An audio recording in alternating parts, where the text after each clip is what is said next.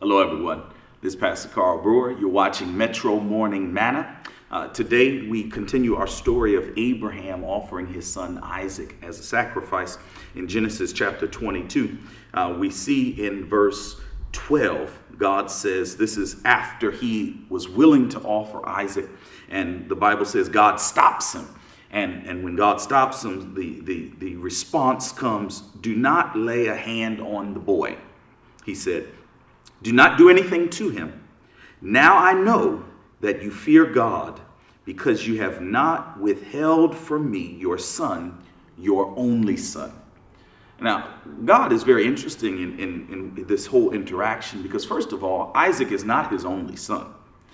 We know that Abraham took it upon himself to try to have kids with Hagar, and he has a son, Ishmael. So when God says your only son, he's not saying that this is the only son that he has. He's saying this is the only son of the promise. God is making a very important point here. And throughout the entire chapter, God calls Isaac his only son. In fact, every time he refers to Isaac, he doesn't just say your son. He says your son, your only son. Because what God is trying to point out to Abraham is that this child is the child of the promise. This child is the child that will give you a name, Abraham. In those days, having a legacy, having children and descendants is very important because that's the only way you can have a name for yourself that will live on. You know, once Abraham dies, his family is done.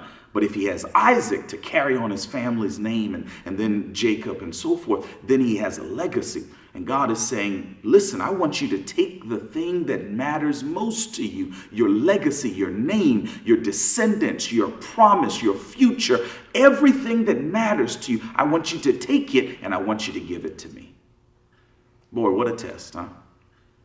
God has a way of pinpointing that thing that matters most to us.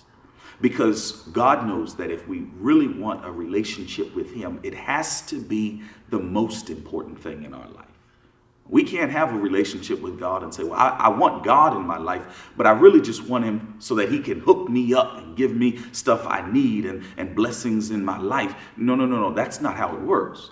And God always comes along and says, no. I need you to want me more than anything else in this world.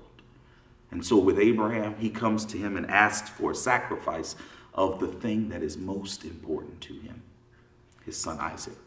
I don't know what God might ask of us, but this I do know, that if we are to have a walk with God, a relationship with God, God will consistently come to us and ask us, do you love me more than you love this?